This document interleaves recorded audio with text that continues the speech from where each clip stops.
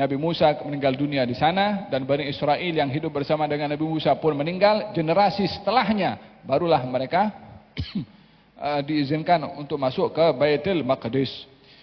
Wa qulna min ba'dihi, kami berkata kepada Bani Israel setelah wafatnya Nabi Musa, uskunul ardah, tinggallah kamu di atas muka bumi, tanpa disebut di mana. Mau di Baitul Maqdis, mau di Mesir, mau di mana, terpulang. Yang penting kamu boleh tinggal di mana saja. Uskunu al-ardah. Oleh sebab itu kita melihat sejarah Bani Israel mula daripada itu tidak ada pernah berada di satu tempat yang bernegara.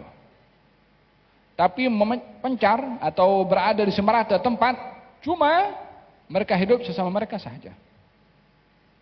Mahu di Eropa, mahu di mana, mereka merata di semerata tempat, cuma mereka hidup antara mereka saja. Kemudian kata Allah Subhanahu wa taala, fa idza jaa wa'dul akhirah. Kalau tiba janji yang terakhir yang dijanjikan terhadap peristiwa yang akan dilakukan oleh Bani Israel, oleh Yahudi, ji'na bikum lafifa. Kami semua datangkan daripada tempat yang berpencar kamu itu, kamu akan datang, akan berkumpul di satu tempat. Di mana sekarang? Israel.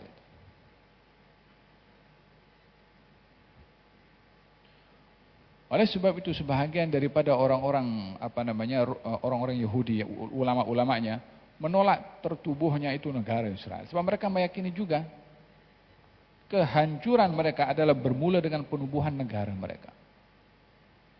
Hanya waktu saja.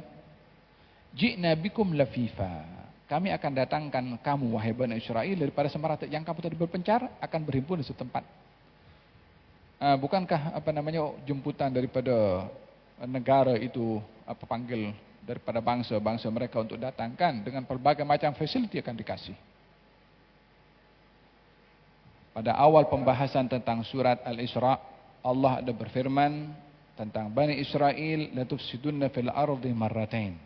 Kamu akan melakukan kerosakan di atas muka bumi 2 kali. Kata Syekh Muhammad Mutawalli Sya'rawi, kali pertama di zaman Nabi dan diberentras oleh Nabi. Kali kedua kita punya zaman. Inilah kata Syekh Muhammad Mutawalli Sya'rawi mengatakan, kalau sudah datang janji yang kedua kerosakan dilakukan oleh Bani Israel setelah pertama di zaman Rasulullah, jika yang kedua berlaku, ji'na bikum lafifa. Kami datangkan semua Bani Israel berhimpun di satu tempat. Seperti yang berlaku zaman kita sekarang. Berhimpunnya mereka di satu tempat adalah hikmah yang besar, pembenaran dengan apa yang dikata oleh Allah, pembenaran kepada apa yang dikata oleh Nabi. Nabi bersabda, pada peperangan yang akan terjadi antara orang Islam dengan orang Yahudi yang akan berhadapan dan akan berkata pokok dan juga batu, ya Muslim, ya Abdullah, di belakang saya ada Yahudi, maka bunuhlah dia. Bagaimana boleh ada pertempuran dan peperangan 2 orang yang bermusuh kalau tidak ada kelompok, tidak ada satu tempat, tidak ada kumpulan yang besar? Kalau berpecah-pecah macam mana nak perang? Jadi keberadaan mereka di sana membenarkan apa yang dikatakan oleh Nabi. Peperangan yang akan terjadi secara berhadapan, bersemuka, adalah bila mereka berhimpun di satu tempat. Sebelum mereka berhimpun di satu tempat, maka ia tidak akan berlaku peperangan. Jadi yang sudah berlaku, mereka berhimpun di satu tempat. Yang belum berlaku adalah orang Islam belum bersatu. Kalau sekarang siapa akan berperang dengan Yahudi? Buktinya yang berlaku hari ini, siapa yang maju ke depan? Macam mana Anda katakan, ya Muslim, ya Abdullah, wahai Muslim, di belakang saya ada Yahudi. Tak ada yang maju pun.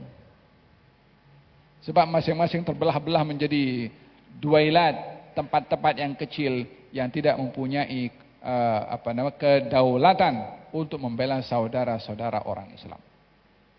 Jadi untuk berlakunya peperangan kali yang kedua kepada antara orang Islam dengan orang Yahudi, bila orang Islam bersatu dan tiada lagi sempadan, tidak ada katakan ya ikut negara fulan, ya Malaysia, ya Indonesia, ya Brunei,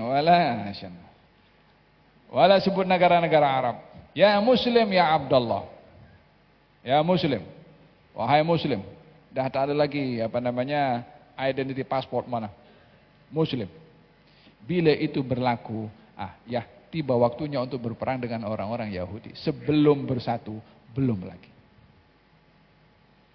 Yang berlaku kali ini hanya muqaddimah, hanya awalan saja, belum lagi.